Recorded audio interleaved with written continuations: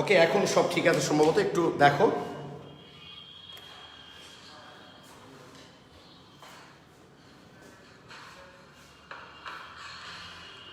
ওকে, এখন সব ঠিক আছে সম্ভবত, একটু দেখো।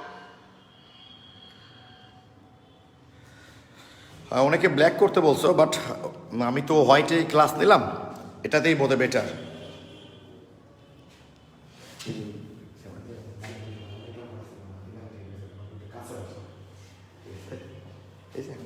ওই একই সেটা সোজা কথা দেখবে।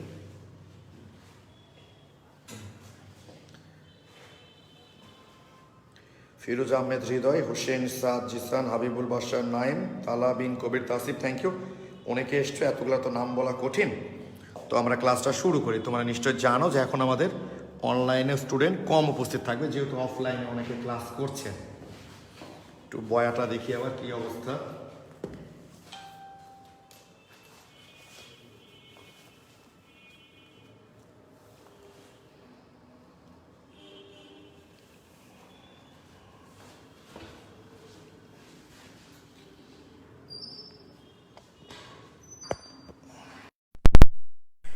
একটু দেখিনি যে বয়া লাগানোর পর আমরা আসলে শুনতে পাচ্ছি কিনা।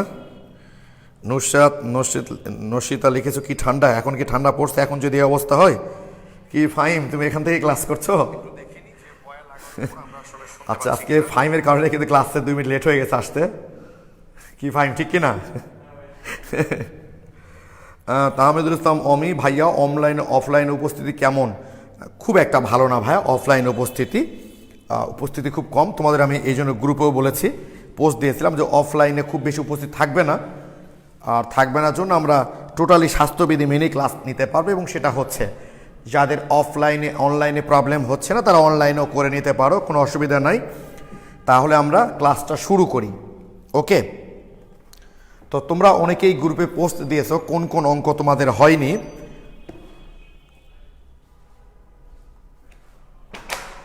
তোমরা গ্রুপে পোস্ট দিয়েছো, তো তোমরা পোস্ট দিয়েছো, থ্যাঙ্কস।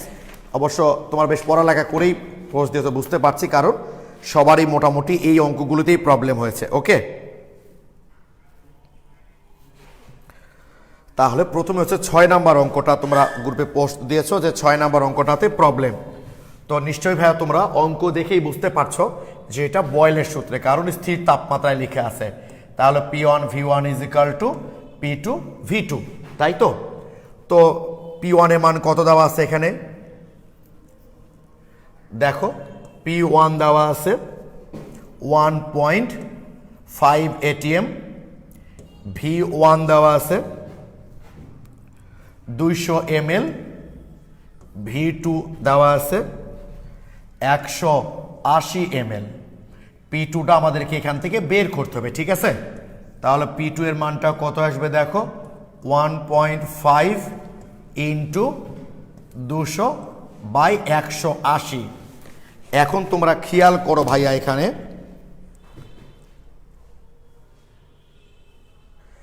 দেখো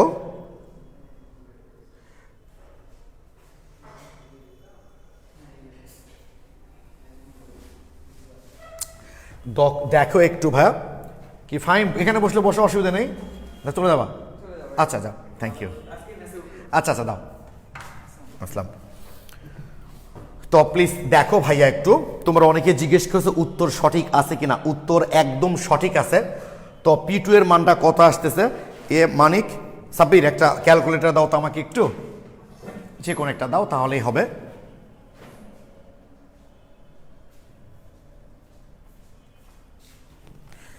তো দেখো 1.5 × 200/180। ওকে, তো দেখো এইবার মজাটা হচ্ছে এখানে অ্যাকচুয়ালি তোমাদের মান আসে, দেখবা ক্যালকুলেটর চাপলে এরকম মান আসে 1.66666 এরকম মান আসে, তাই না? তো এখন কথা হচ্ছে P2 এর মান ধরো তুমি 1.67 বসাতে পারো। তাহলে 1.67 যদি বসাও, তাহলে খেয়াল করো আমাদের অঙ্কে কি বের করতে বলেছে ভাইয়া, চাপ বৃদ্ধির পরিমাণ প্যাসকেলে। তাহলে চাপ বৃদ্ধি কতটুকু হচ্ছে? 1.67 - 1.5, তাহলে কত আসতেছে? 1.67 বিয়োগ 1.5, 0.17 ATM। ওকে, এইটা আসতেছে। ধরো কেউ এইটা না দিয়ে ভাইয়া কেউ মনে করলো যে আমি 1.7 দিব না, 1.7 দিব, মানে 1.67 এর পরিবর্তে 1.7 নিব, তাহলে ওদের কত আসবে? 1.7 বিয়োগ 1.5, 0.2 ATM। ঠিক আছে, তো দেখা যায় তাই না? হ্যাঁ, এই পর্যন্ত দেখা যায়। কেউ মনে করলো 1.66 রাখবো, তাহলে 1.66 বিয়োগ 1.5, তাহলে 1.66 করলে কত হবে? বিয়োগ 1.5, তাদের মান এসছে 0.16 ATM। তো তোমরা একটু খেয়াল করে দেখো ভাইয়া, এখানে কিন্তু এটিএম এ যখন হচ্ছে তখন মানের পার্থক্য কিন্তু খুব বেশি হচ্ছে না। খেয়াল করো, যখন মানগুলো যখন এটিএম এ দেখো তখন কিন্তু পার্থক্য খুব বেশি নাই। 0.17, তো 0.17 কে 0.2 লিখলে কতই পার্থক্য হয়, বা 0.16। কিন্তু তোমাদের অঙ্কটা আসলে এই প্যাসকেলে অ্যান্সার চাওয়াতেই প্রবলেমটা হয়ে গেছে। তোমরা নিশ্চয়ই জানো 1 ATM is equal two 101.325 into 10⁻³ Pascal. কারণ তোমরা নিশ্চয়ই জানো একটা ছোট মানকেও যদি বড় মান দিয়ে গুণ করে দাও তাহলে মানটা কিন্তু অনেক বড় হয়ে যায়। একটা ছোট মানকে এরকম একটা বড় মান দিয়ে যদি গুণ করো তাহলে আলটিমেটলি মানটা কিন্তু বড় হয়ে যায়। অর্থাৎ 0.17 কে যদি তুমি গুণ করো কত দিয়ে? 101.325 ইন্টু 10⁻³ তাহলে 0.17 গুণ 101.325 ইন্টু 10⁻³ ইজ ইকুয়াল টু মান এসছে 17,225.25 প্যাসকেল। যদি আমি 0.2 বসাইতাম তাহলে কত আসতো দেখো ভাই একটু? 101.325 10⁻³ তাহলে মান আসতো 20265 প্যাসকেল।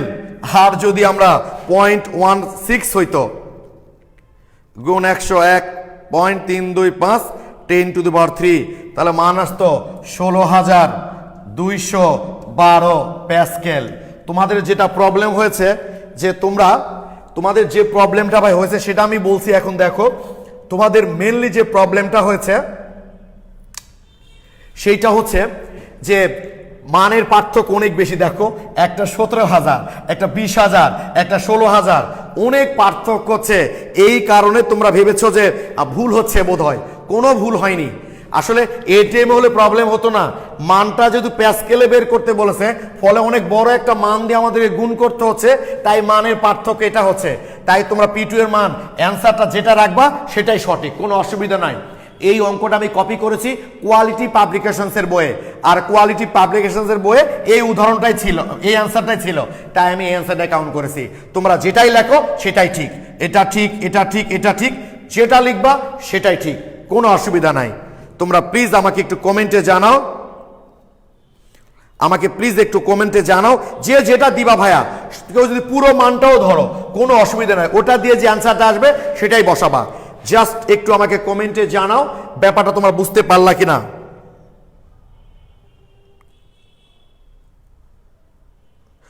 আচ্ছা, শুরু থেকে আচ্ছা, তালাবিন কবিল সবসময় 10 পর 2 বা 3 গণ নিলে ভালো হয় না? হ্যাঁ, এই পর্যন্ত নাও, অসুবিধা নাই, কিন্তু এটা থাকলে তো প্রবলেম হতো না। তালাবিন কবি তাসিফ, শোনো ভাইয়া, এটা থাকলে তো প্রবলেম হতো না।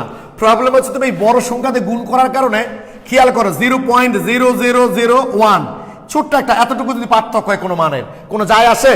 কিন্তু এই মানটাকে যখন তুমি একটা বড় মান দিয়ে গুণ করবা তখন তো পার্থক্য বেশি হয়ে যাবে। এই কারণে তোমাদের পার্থক্য বেশি হয়ে গেছে। কোনো টেনশন নাই, যে মান বের করেছো সেটাই রেখে দিবা, ওটাই উত্তর।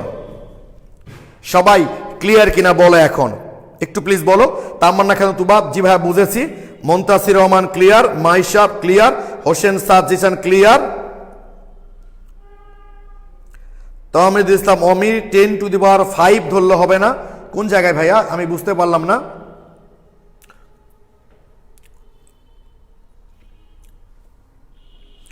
ও পুরো মানের কথা বলতে অ্যাকুরেট ধরাটাই ভালো। আচ্ছা, থ্যাংক ইউ, সবাই লিখেছো ক্লিয়ার। থ্যাংক ইউ ভাই, সবাই ক্লিয়ার লিখেছো। ওকে, এই হলো আমাদের 6 নম্বর অঙ্কটার যে প্রবলেম সেইটা। আমি জানি এটা অফলাইনে পোলাপান আমাকে সবাই বলেছে, সব ম্যাথের পোলাপানই এইটা নিয়ে প্রবলেম হয়েছে, কারণ একটু মান পার্থক্য করে তোমাদের মানটা অনেক বেশি পার্থক্য হচ্ছে, কারণ এটিএম এর চেয়ে প্যাসকেল অনেক ছোট জিনিস, অনেক বড় সংখ্যা দিয়ে গুণ করতে হচ্ছে, ফলে মানের পার্থক্য এত বেশি হয়ে যাচ্ছে। আমি আশা করি এখন তোমরা সবাই বুঝতে পেরেছ। Thank you. আচ্ছা, নশিতা লিখেছে একদম ফকফকা। ওকে, এইবার আমরা 8 নম্বর অঙ্ক নিয়ে কথা বলবো। তোমরা 8 নম্বর অঙ্কতে প্রবলেম বলেছো আমাকে। 8 নাম্বারটা সেটা হলো ভাইয়া, তোমরা নিশ্চয় জানো যে আমরা একটা বেলুনের মধ্যে যখন ফু দেই, তোমরা অনেকে তোমাদের ফ্রেন্ডদের বার্থডেতে দেখবা ফু দিয়ে বেলুন ফুলাইতে ফুলাইতে বাতাস দিতে দিতে এক সময় কিন্তু বেলুনটা ফেটে যাবে। কারণ হলো প্রত্যেকটা বেলুন তো ফ্লেক্সিবল, তার সর্বোচ্চ একটা প্রসারণ ক্ষমতা আছে। সেই সর্বোচ্চ প্রসারণ ক্ষমতায় যখন সে চলে যাবে, সেটা যখন পার হয়ে যাবে, তখন বেলুনটা ফেটে যাবে। তো আমরা এই যে পৃথিবী থেকে ধরো একটা বেলুনকে ছেড়ে দিলাম বাতাস দিয়ে, সে যতই উপরের দিকে যাবে, তোমরা জানো উপরের দিকে যত যাবে বায়ুমণ্ডলের চাপ কিন্তু তত কম হয়, ফলে বেলুনের আয়তন বাড়তে থাকবে। বাড়তে বাড়তে একসময় বেলুনটা ফেটে যাবে, তার সর্বোচ্চ যে আয়তনটা পার হয়ে যাবে, তখন বেলুনটা ফেটে যাবে। তো আমাদেরকে বের করতে বলছে কত উচ্চতায় বেলুনটা ফাটবে, কত উচ্চতায় বেলুনটা ফাটবে। তাহলে আমাদেরকে বের করতে হবে যে সর্বোচ্চ যতটুকু আয়তন হতে পারে বেলুনটা, সেই আয়তনে চাপ কত। চাপ তো নিশ্চয়ই কমবে। সর্বোচ্চ যতটুকু আয়তনটা হতে পারে বেলুনটার, সেই আয়তনে চাপ কত হবে সেইটা আমাদেরকে বের করতে হবে। তাহলে সেইটা যদি বের করি, তাহলে কতটুকু চাপ কমে গেল, তাহলে চাপ কতটুকু কমে গেল সেইটুকু বের করতে পারবো। তো কত দূরত্ব উঠলে কতটুকু চাপ কমবে সেটা আমাদের অঙ্কে দেওয়া আছে। এই ডাটাটা সহজে ইউজ করে আমরা অঙ্কটা করে ফেলতে পারবো যে কত উচ্চতায় বেলুনটা ফেটে যাবে।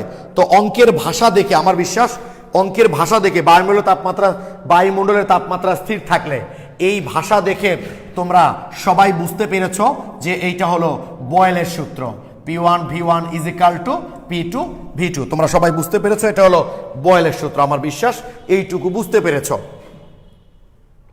প্লিজ ভাই তোমরা নিজেদের মধ্যে আলোচনা করো না প্লিজ। 8, 9, 13 এগুলা সেম, হ্যাঁ একটা করলে বাকিগুলো হয়ে যাবে। তবে প্লিজ তোমাদের কাছে রিকোয়েস্ট, আমি তোমাদের অফলাইন ক্লাসেও বলেছি যে অফলাইন ক্লাস করার পরেও যারা অনলাইন ক্লাস করছো তারা প্রশ্ন করো, অসুবিধা নাই, কিন্তু অ্যান্সার দিবা না বা বুঝেছি ভাই এগুলো লিখবা না। ফলে যারা নতুন শুধু অনলাইনে ক্লাসই করছে তারা একটু ডিস্টার্ব ফিল করবে ভাই, এটা তোমাদের কাছে রিকোয়েস্ট আমার। ওকে, তো এখানে P1 এর মান কত দেওয়া আছে একটু দেখে নিই ভাইয়া।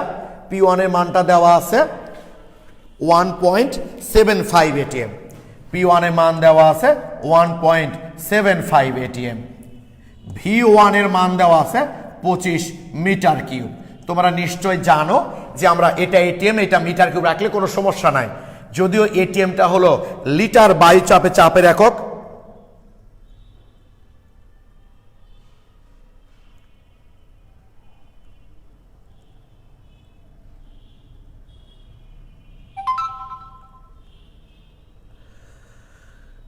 ফজর আব্বি লিখেছো ভাই আপনার ক্লাস আসলে অনেক মজা। আচ্ছা থ্যাংক ইউ ফজর আব্বি। উজ্জ্বল ভাই সেই লেখা ভাই। হ্যাঁ ভাই বললাম তো আপনার কল্যাণে ভাই, তাও পোলাপান অন্তত কিছুটা লেখা বুঝতে পারতো, আগে তো কোনো লেখাই বুঝতে পারতো না। কি তোহা আসছো তোহা? ও আচ্ছা বসো, অসুবিধা নেই ভাই। আগে তো স্টুডেন্টরা কিছুই বুঝতে পারতো না উজ্জ্বল ভাই। উজ্জ্বল ভাইয়ের কারণে শিক্ষার্থী বন্ধুরা আমার লেখা তবু কিছুটা বোঝা যায়, আগে তো পোলাপান একদমই বুঝতে পারতো না।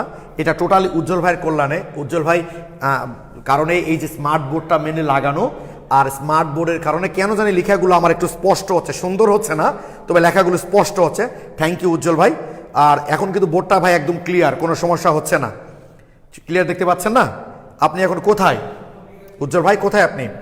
আচ্ছা, P1 এর মান হচ্ছে 1.75 ATM, V1 এর মান হচ্ছে 25 মিটার কিউব।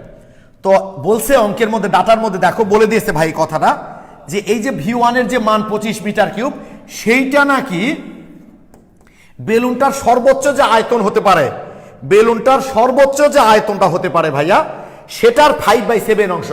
তাহলে ধরি সর্বোচ্চ আয়তন হতে পারে V2, ধরি V2 সর্বোচ্চ আয়তন, তার কত অংশ? 5/7 অংশ।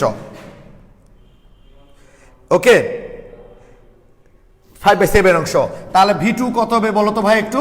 V2 হবে 7 × 25/5। তাহলে 35 মিটার কিউব। আমরা V2 এর মানটা সহজেই বের করতে পেরেছি, এটা হলো 35 মিটার কিউব। কি করে বের করলাম? আমাদের শর্তে বলে দিয়েছিল V1 এর মান যে 25, বলছে এই মানটা নাকি বেলুনের সর্বোচ্চ যে প্রসারণ ক্ষমতা, সর্বোচ্চ যে প্রসারণ ক্ষমতা, এই সর্বোচ্চ প্রসারণ ক্ষমতাটাকে আমরা V2 দ্বারা প্রকাশ করছি, সেইটাই 5/7 অংশ। সহজে আমরা V2টা বের করে ফেললাম যে বেলুনের সর্বোচ্চ আয়তন কতটুকু হতে পারে। এইটুকু বুঝতে পেরেছো কিনা ভাই বলো তোমরা? P1 1.75, V1 25 metre cube.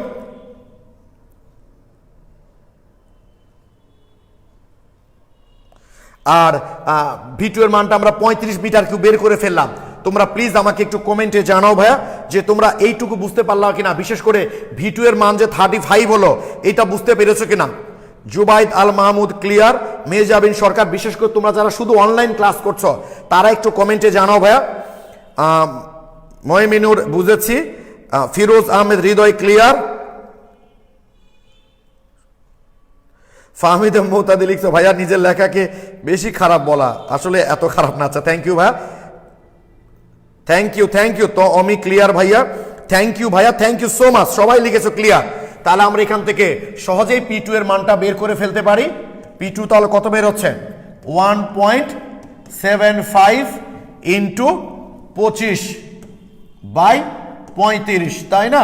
তাহলে কত আসতেছে P2 এর মান? আমরা একটু ক্যালকুলেটারে দেখি। 1.75 গুণ 25 ভাগ 35, তাই তো? 1.25 ATM। ওকে, তাহলে আমরা দেখতে পাচ্ছি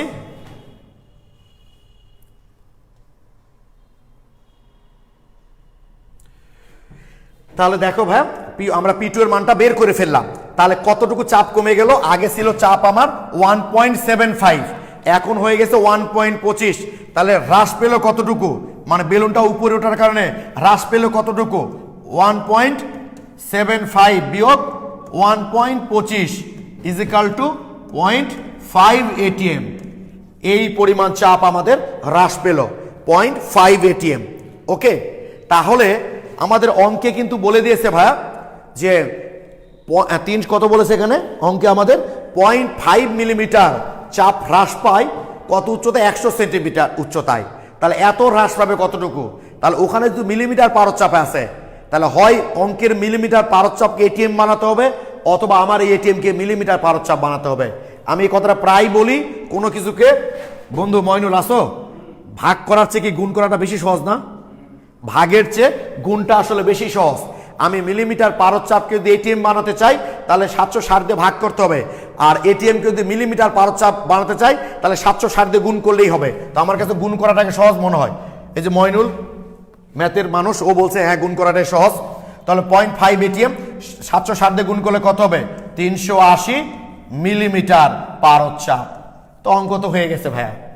আমরা দেখলাম যে পৃথিবী পৃষ্ঠ থেকে সর্বোচ্চ যতটুকু বেলুনটা প্রসারণ করতে পারে সেখানে তার চাপ হচ্ছে 1.25, হ্রাস পেল 380। তাহলে 0.5 মিলিমিটার চাপ হ্রাস পায় কত উচ্চতায়? 100 সেন্টিমিটার উচ্চতায়। অতএব 380 মিলিমিটার চাপ হ্রাস পাবে 100 গুণ 380/0.5। এটাই অ্যান্সার ভাইয়া। এখানে যেটা আসবে এই উচ্চতায় বেলুনটি ফেটে যাবে, এটাই হলো অ্যান্সার।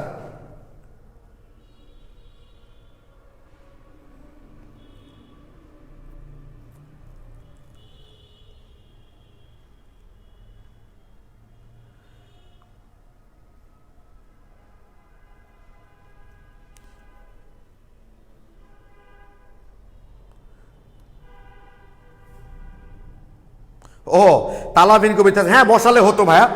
ডাইরেক্ট V1/V2 মান 5/7 বসালেও হতো, কোনো অসুবিধা হতো না। একই ডাইরেক্ট যদি আমরা V1/V2 সমান 5/7 বসাতাম কোনো অসুবিধা নাই, তাহলে উত্তর হয়ে যেত। তালাবিন কবিতা থ্যাংক ইউ ভাই, হতো, সমস্যা নাই। ওকে,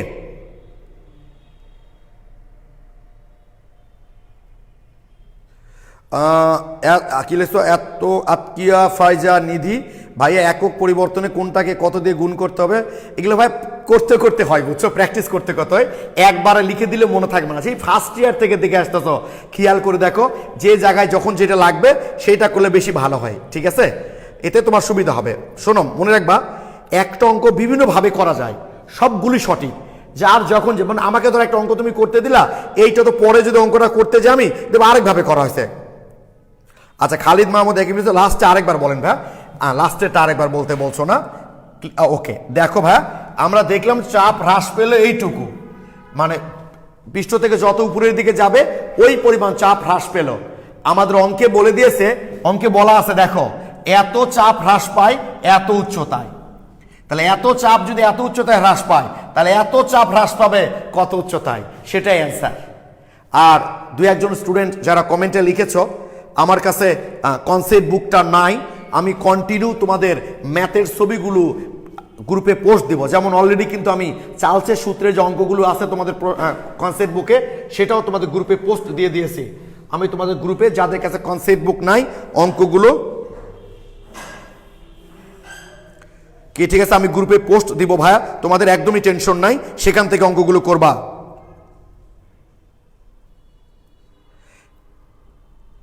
ক্লিয়ার কি? তোমরা কি ক্লিয়ার এখন অঙ্কটা? আমার মনে হয় তোমরা এই অঙ্কটা এখন বুঝতে পেরেছ। ওকে ওকে, এইবার তোমরা আমাকে আরেকজন বলেছো 10 নাম্বার অঙ্কটা। আচ্ছা, 10 নম্বর অঙ্কটা তাপ স্থির বলে নাই, তবে তাপমাত্রা যেহেতু উল্লেখ করে আর কিছু বলে নাই, একটাই তাপমাত্রায় কাজ করছি, আমরা বুঝতেই পারছি। তাহলে P1 V1 = P2 V2। ওকে, এখানে P1 এর মান কত দেওয়া আছে ভাইয়া? 10 নাম্বারটাতে 1 atm। P1 এর মান দেওয়া আছে 1 atm। V1 কত দেওয়া আছে? V1টা দেওয়া নাই, বলছে যে কোনো নির্দিষ্ট পরিমাণ গ্যাসের যে আয়তন হয় তার 1/3 হ্রাস পেতে, ধরি V1টা 1 ধরে নিলাম, এটা ধরি 1 ধরলেই হলো। তাহলে V2 কি বলেছে? যে 1/3 হ্রাস পেতে, তাহলে এখন থাকবে কতটুকু? 1 - 1/3, 2/3। P2 এর মানটা বের করতে পারবা না? P2 এর মান বের করার পর কি বের করতে বলছে? ওই গ্যাসটা চাপের কি পরিবর্তন হবে? তাহলে চাপটা অবশ্যই বেড়ে যাবে, কারণ যেহেতু আয়তন কমে গেছে, তাহলে চাপ বেড়ে যাবে। তা অর্থাৎ P2 থেকে P1 বিয়োগ করলে উত্তরটা হয়ে যাবে। তোমাদের এখানে P2 এর মানটা বের হবে, উত্তর ATM এ বের হবে। তোমাদের কনসেপ্ট বুকে বোধহয় মিলিমিটার পারদ দেওয়া আছে, অঙ্কগুলো বই থেকে কপি করা তো। ও আতকিয়া ফাইরুজ নিধি, আচ্ছা নিধি বলবো, অসুবিধা নাই, অনেক কঠিন নাম ভাইয়া। আচ্ছা, শাহনাজ শ্রাবণী এককগুলা লিখে দিয়েছো, থ্যাংক ইউ। কনসেপ্ট বুকে এককগুলা লিখে আছে, আমরা পড়তে পড়তে আমাদের এককগুলা পড়া হয়ে যাবে। হ্যাঁ, আসমাউল বলেছিলাম PDF, আমি ভুলে গেছি ভাই, আমার বইটাকে PDF করতে একদমই খেয়াল নাই, আমি সামনের দিন থেকে PDF করব। আচ্ছা, আর কারো কোনো প্রবলেম আছে কিনা প্লিজ আমাকে একটু বলো। আচ্ছা, জনি লিখছো ভাইয়া, মনে হচ্ছে সামনাসামনি বসে ক্লাস করছি, খুব ফ্রেশ দেখাচ্ছে, থ্যাংক ইউ জনি। এত ফ্রেশ দেখানো, এত কিছুর মূল্যে কিন্তু তোমাদের অনেক অবদান জনি, ওরা খুব খাটছে এই বোর্ড টোডগুলা সেট করার দিন, থ্যাংক ইউ। হ্যাঁ অমিত, সরি ভাই, আমি আজকে ভুলে গেছিলাম, সামনের দিন থেকে আমি PDF ফাইলগুলো নিয়ে আসবো। আচ্ছা, 7 নাম্বারটা একটু বলেন, হাবিব লিখেছো না? ওকে, ও তাইবা ইসলাম লিখেছো, ওটা কেন করলাম? তুমি যে কোনো গ্যাস, ধরো আমাদের প্রাথমিক আয়তন ছিল, সিলিন্ডার আয়তন কত ছিল? 10। V1 মান কত ছিল? সিলিন্ডার আয়তনটা হচ্ছে V1 মান 10। আর এখন চাপ কমানো, এখন আয়তন বেড়ে হয়ে গেল 250, তাহলে সিলিন্ডারতে কতটুকু গ্যাস বের হবে? তোমাকে যদি এই প্রশ্ন করা হতো তাহলে কি বলতাম? সিলিন্ডার আয়তন হলো 10 ml, আর আমি যে চাপ হ্রাস করেছি আমার গ্যাসের আয়তন হচ্ছে 250 ml।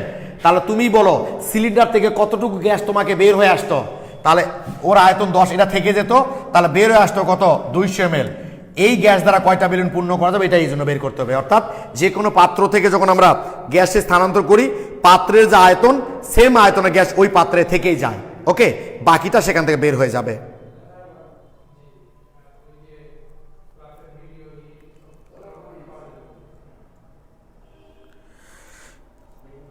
আচ্ছা, মাহমুদা খাতুন, এখন 9 নাম্বারটা করো ভাই, এখন পারবা। 8 আর 9 এর মধ্যে কোনো পার্থক্য নাই, শুধুমাত্র এই সংখ্যা চেঞ্জ, এখন করো পারবা। ওকে, 9 নাম্বারটা সবাই পারবে, দেখো এখন করো, না পারলে পরে আবার পোস্ট দিও। আর 7 নম্বরের কি সমস্যা ভাইয়া? ও সূত্রের জন্য সমস্যা। এটা আমাদের বয়েলের সূত্রতে প্রতিপাদন করা যায়, প্রতিপাদন না করলে হয়। আমরা জানি স্থির তাপমাত্রায় কোনো গ্যাসের উপর চাপ বাড়ালে তার ঘনত্ব বেড়ে যায়, অর্থাৎ ঘনত্ব চাপের হচ্ছে সমানুপাত। তাহলে d is equal to K into p. তাহলে ডি বাই পি সমান কি হয়? কে। তাহলে লিখতে পারি না d one by p one is equal to d two by p two. এখান থেকে এসছে সূত্র। ভাই খুব সহজ সূত্র এটা। হ্যাঁ, ওইগুলো সব একই রকম ভাই, বুঝছো?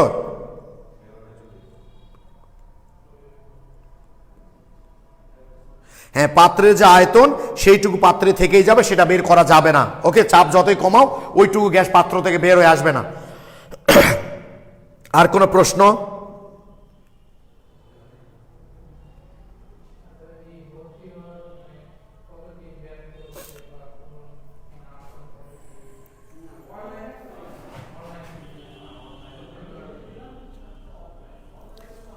ওকে,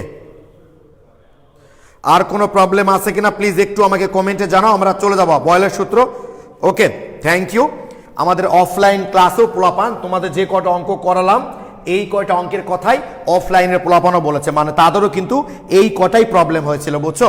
ওকে, সব ক্লিয়ার। অমি থ্যাংক ইউ ভাইয়া, সব ক্লিয়ার লিখেছ। আসমাউল লিখেছ ক্লিয়ার ভাইয়া। মাহমুদুল খাতুন না ভাইয়া থ্যাংক ইউ। ওকে, এবার আমরা গ্রাফ নিয়ে কথা বলবো। গত ক্লাসে আমরা সমীকরণ দেখেছিলাম, সেখান থেকে গ্রাফ নির্ণয় করেছিলাম। আজকে আমরা গ্রাফে যেভাবে মানগুলো দিবে সেইভাবে আমরা সমীকরণ প্রতিপাদন করে মানগুলো বের করব। ধরো আমাদের গ্রাফে দেওয়া হলো log P versus log V. এই মান দ্বারা অঙ্কিত লেখচিত্রটি কেমন হবে? Log P versus log V. তাহলে আমাদের সমীকরণটাকে নিশ্চয় প্রতিপাদন করতে হবে। ওকে, তো তোমরা জানো পিভি সমান কে। ওইদিকে গ্রাফটা লিখলে বেশি ভালো হতো। আচ্ছা থাকে, এটা করি, পরেরটা ওইদিকে লিখবো। তাহলে যেহেতু এখানে লগ আছে ভাই, আচ্ছা ধরো গ্রাফটা ওইদিকে লিখাই, তাহলে তোমাদের সুবিধা হবে। Log P versus log V, এই গ্রাফটা কেমন হবে সেইটা আমরা দেখব, তাই তো?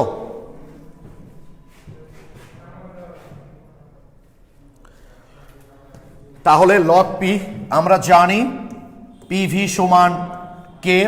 তাহলে যেহেতু log P versus log V বলেছে, তাহলে অবশ্যই আমাদের সমীকরণের উভয় দিকে লগ নিতে হবে। উভয় দিকে লগ না হলে তো লগ আনতে পারবো না। তাহলে log P plus log V is equal to log K. অর্থাৎ গ্রাফগুলো আমাদের যেটা ভার্সের যেটা বলবে সমীকরণটাকে আমাদের ওভাবেই সাইজ করতে হবে। তাহলে এখান থেকে লিখতে পারি আমরা লগ পি, এটা ওয়াই অক্ষে বসিয়েছে, তাহলে এখানে কি লগ ভি মাইনাস, তাই না, প্লাস লগ কে। আমরা সমীকরণটাকে সাইজ করে ফেলেছি। এখন তোমরা দেখো তো ভাই, এইটা যদি আমি ওয়াই অক্ষে বসাই আর লগ ভিটা যদি আমি এক্স অক্ষে বসাই, সাথে ধ্রুবক আছে, তাহলে আর এখানকার ঢালটা কত এম, এমটা কত -1, তাহলে ওয়াই ইজিক্যাল এটা -1। একটু দেখো ভাই, তোমরা ম্যাথের যে সরলরেখা চ্যাপ্টারটা পড়ছো সেখান থেকে অনেক ম্যাথের টিচার আমার ক্লাস দেখছে, আমি তাদের কাছে সরি চেয়ে নিচ্ছি, আমি তাদের মতো করে তার বুঝাইতে পারবো না, আমি যতটুকু জানি ততটুকুই বলছি ভাইয়া। এটা আমরা ওয়াই অক্ষ বসালাম, লগ ভি বসেছে এক্স অক্ষে, সাথে ধ্রুবক আছে y is equal to m x plus C.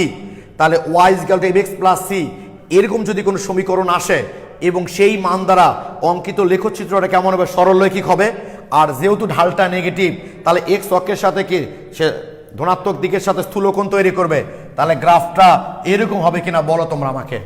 Just log p বসাই, লগ ভি, যেহেতু সমীকরণটা y m x plus c এর মতো হচ্ছে এবং এখানে ঢালটা কত নেগেটিভ, এই কারণে গ্রাফটা হবে এইরকম। সবাই ক্লিয়ার কিনা বলো? Log P versus log V, এই মান দ্বারা অঙ্কিত লিখচিত্রটা এরকম। তোমরা এটা বুঝতে পেরেছো কিনা প্লিজ আমাকে একটু কমেন্টে জানাও। তোমরা আমাকে একটু বলো তো এই কোণটার মান কত ডিগ্রি হবে? যদিও এটা তোমাদের কেমিস্ট্রিতে লাগবে না। অমি মূল বিন্দুগামী সরলরেখা কেন হবে ভাইয়া? কারণ হাতে ধ্রুবক আছে। মূল বিন্দুগামী সরলরেখা কিভাবে হয়? আচ্ছা, প্রেম clear, Suraiya Ani clear, Zarin Tasnim clear, Faisal Khan clear, Mejabin Sarkar, Purnima thank you. এটার মান সহজে বের করতে পারি আমরা। এটা 90 ডিগ্রি, এটা তাহলে 45, এটা 45, পুরোটা তো 180 হতো, সেখানে 45 বিয়োগ করলে এটা 135 ডিগ্রি। তো যাক, এই গ্রাফটা আমাদের ওসব কোণের মান টানগুলো আমাদের লাগবে না, এটা ম্যাথের ব্যাপার। ক্লিয়ার? ওকে, তাহলে এই মোটামুটি log P versus log V এই মান দ্বারা অঙ্কিত লেখচিত্রটা এরকম হবে। এবার আরেকটা দেখি আমরা।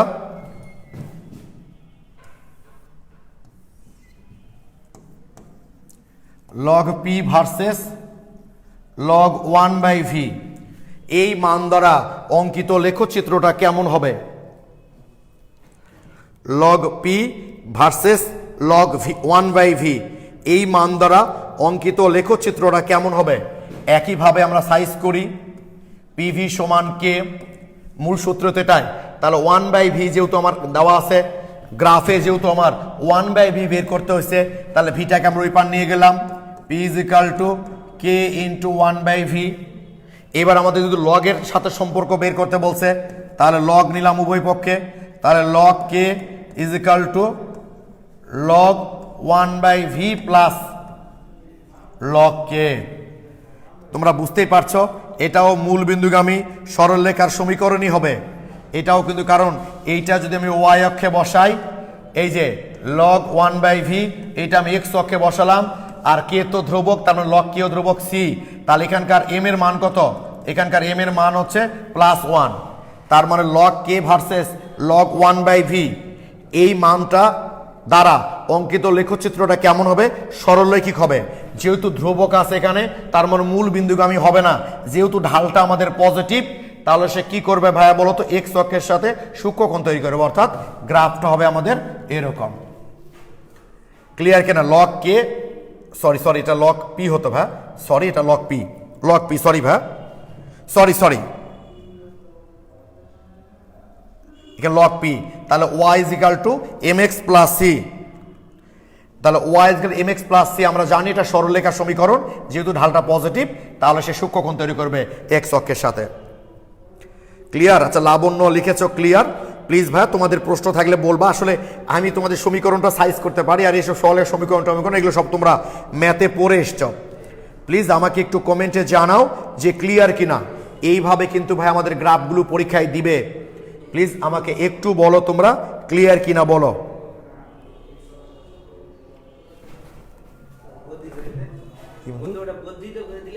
ওই তো যে টেনে নিয়ে আসি, তাহলে সূক্ষ্মকোণ তৈরি করবে এক্স অক্ষের সাথে। ও আচ্ছা, ময়নুল বলছে যেটা তাহলে বর্ধিত করে দাও তুমি।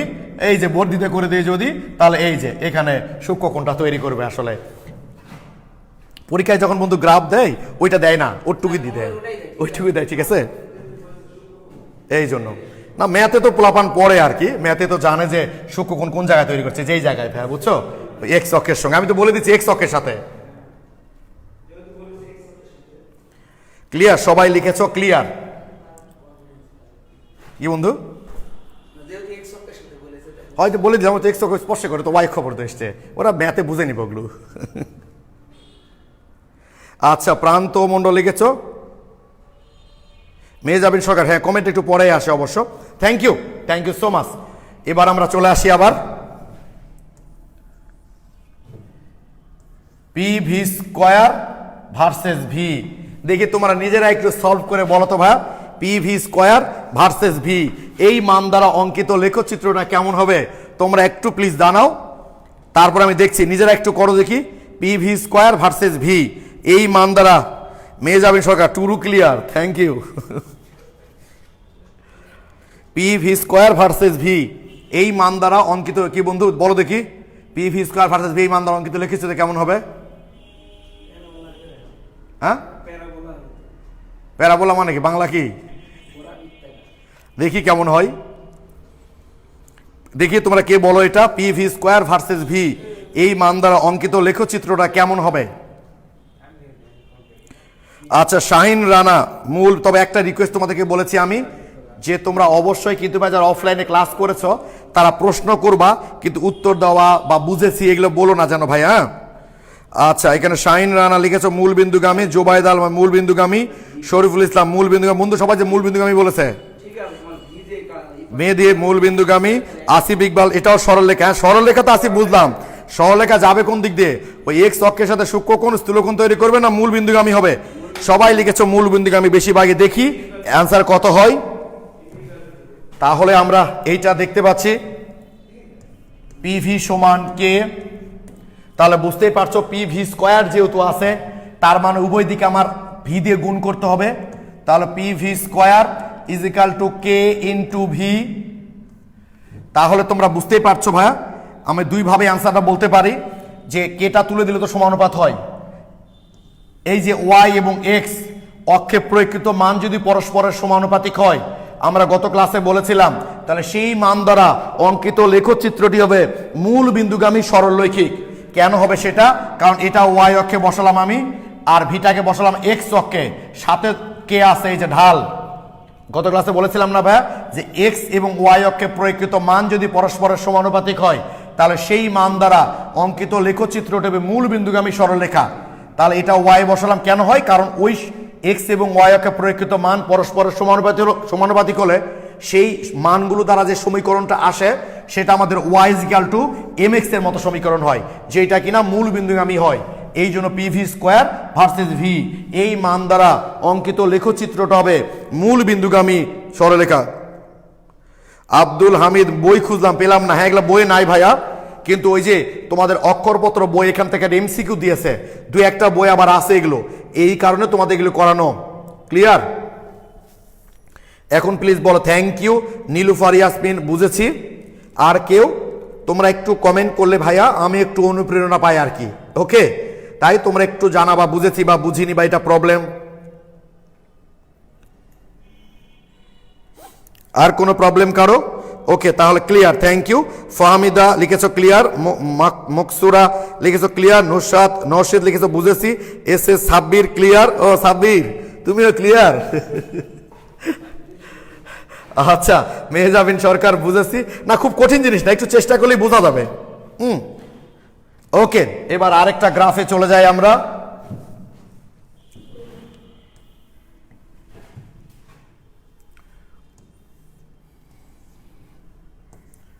P square V versus V, P square V versus V, একটু তোমরা আবার একটু কমেন্টে জানাও তো ভাইয়া যে এইটা দ্বারা অঙ্কিত লেখচিত্রটা কেমন হবে। মতিয়া বিনতে মতিউর লিখেছো এই আইডি থেকে, অল ক্লিয়ার স্যার, সব বুঝেছি, thank you so much. Pranto Mondal true clear, Turjo জি ভাইয়া বুঝেছি, thank you. Zakia Zeba clear ভাইয়া, Nazmus Sakib clear, Biplob Hossain clear, thank you. P square V versus V এই মান দ্বারা অঙ্কিত লেখচিত্রটা কেমন হবে একটু প্লিজ জানাও তো ভাইয়া তোমরা।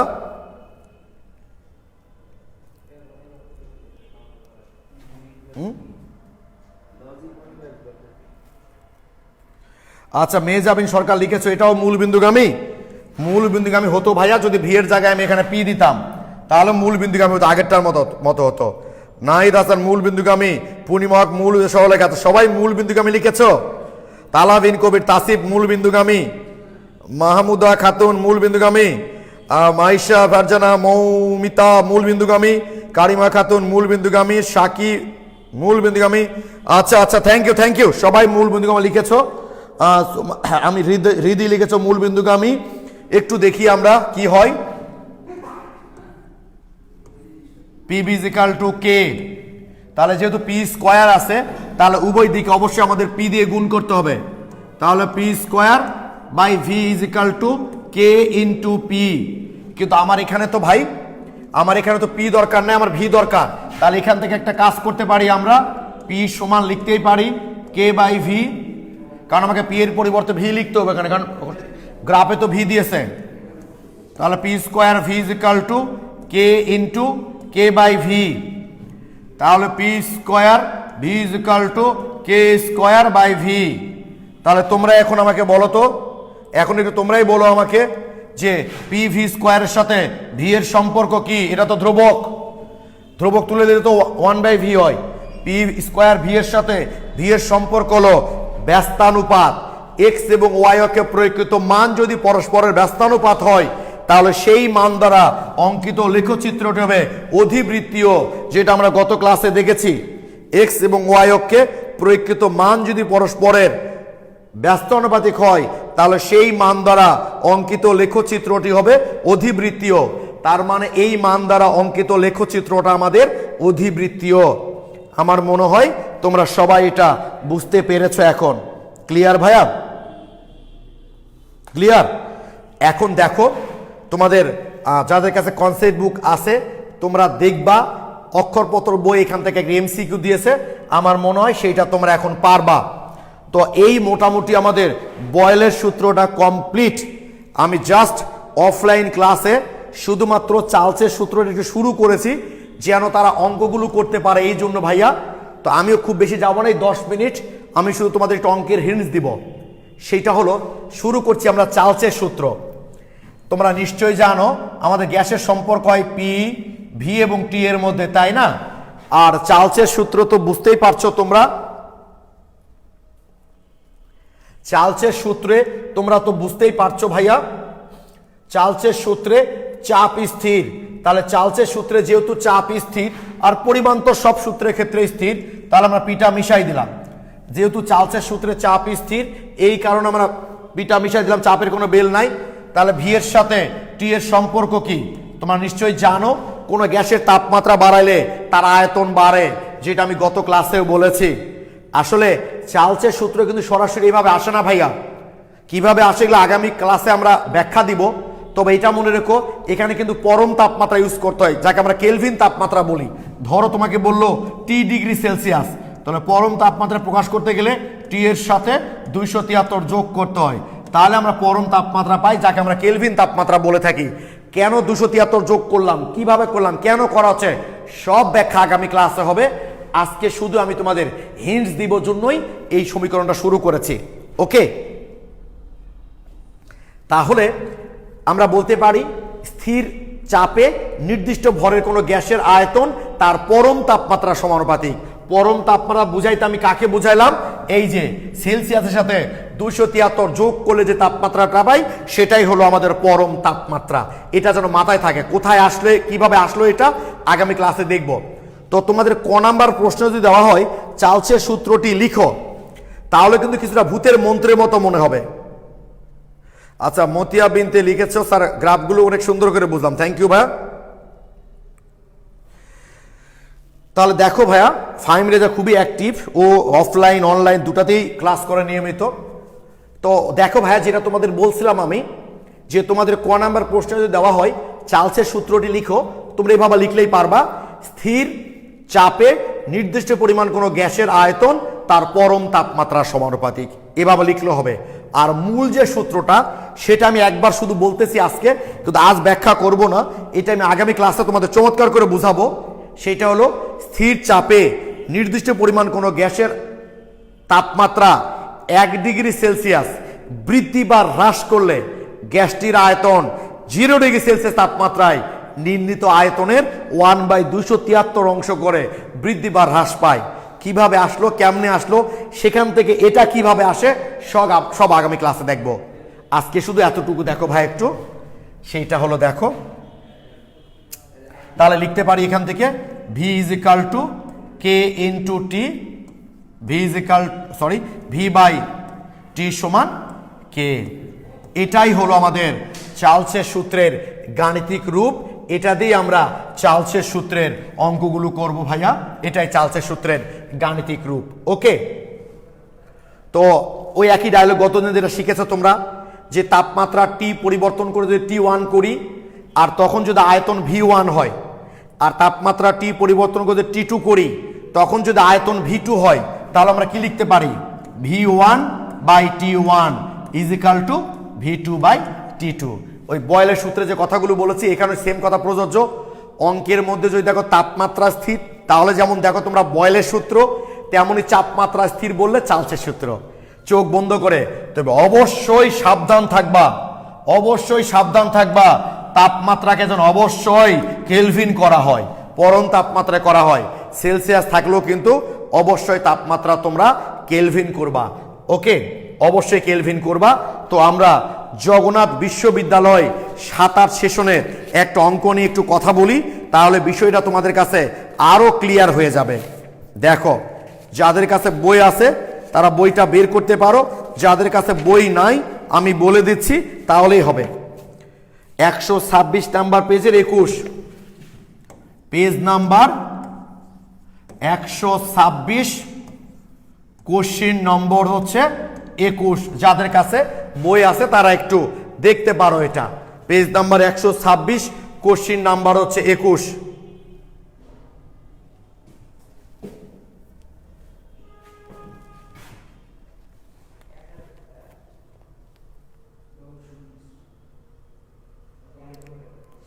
ও চাপমাত্রা শুনে হাসলা তোমরা আকিব, দেখো তোমরা এই যে পেজ নাম্বার 126-এর কোশ্চিন নাম্বার 21 দেখো, চাপমাত্রায় লেখা আছে। তো কি লেখা আছে এই অঙ্কে? একটি আদর্শ গ্যাস ধ্রুব চাপমাত্রায়, ধ্রুব চাপমাত্রায় কথাটা শুনে আমরা বুঝতে পারলাম যে V1 বাই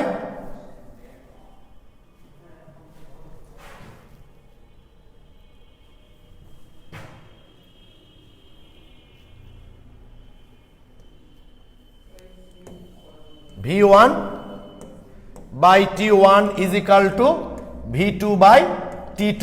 ধ্রুব চাপমাত্রা কথা দেখে আমরা বুঝতে পারলাম V2 বাই T2।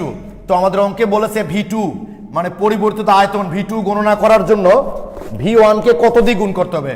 তাহলে V1 into T2 by T1। তো T2 এর মান কত দেওয়া আছে? 60, T1 এর মান কত দেওয়া আছে? 30।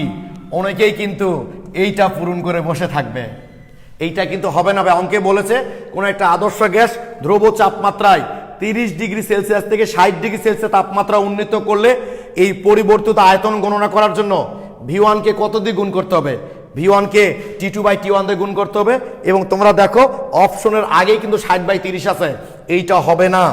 কারণটা হলো যে তোমার এখানে মানটা তো সেলসিয়াসে আছে, শেষে দেখো এর সাথে 273 যোগ করতে হবে, 273 যোগ করতে হবে, তাহলে 333 বাই 303, এটাই অ্যান্সার।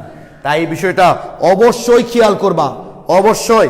ফারহানা পারভিন এই আইডি থেকে বহুদিন পর তোমাকে দেখলাম ভাইয়া, অবশ্যই খেয়াল করবা যে এককে তুমি অঙ্ক করো না কেন তাপমাত্রা কিন্তু কেলভিন করতে হবে, অর্থাৎ সেলসিয়াসের সাথে 273 যোগ করতে হবে।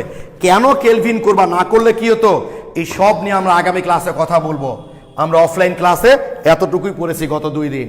ওকে, তাহলে আজকে তোমাদের হোমওয়ার্কটা হলো ভাইয়া পেজ নাম্বার 21, কোশ্চিন নম্বর 14 থেকে 21। এই সব কয়টা অঙ্ক তোমরা দেখবা, যে যেটা পারবা না আজকের মতো গ্রুপে পোস্ট দিবা, সেইটা আমরা সলভ করে আগামী ক্লাসে আমরা আবার বয়েলের সূত্র নিয়ে চার্লসের সূত্র নিয়ে বিস্তারিত কথা বলবো, সূত্র বুঝবো, গ্রাফ দেখবো, তারপর আবার নতুন টপিক শুরু করব।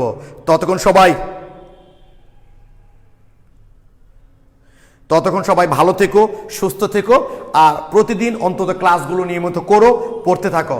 সবার জন্য শুভকামনা। আসসালামু আলাইকুম।